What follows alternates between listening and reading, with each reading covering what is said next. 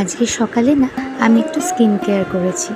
আজকে যে স্কিন কেয়ারের জন্য যে উপটানটা বানিয়েছি সেটা কিন্তু চালের গুঁড়ো, টক দই আর নারকেল তেল দিয়ে বানিয়েছি।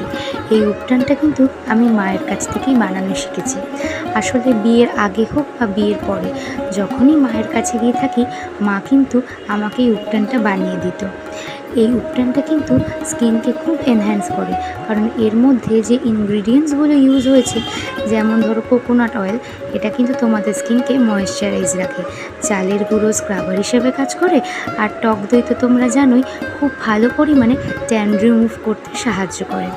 আমি আসলে স্কিন কেয়ারটা স্নানের আগে করতেই প্রেফার করি, কারণ অন্য সময় করলে না খুব জল ছিটে যায়, জামা ভিজে যায়, এইসব প্রবলেমের কারণে আমি কিন্তু স্নান করতে যাওয়ার ঠিক আগের সময়টাতেই স্কিন কেয়ার করি।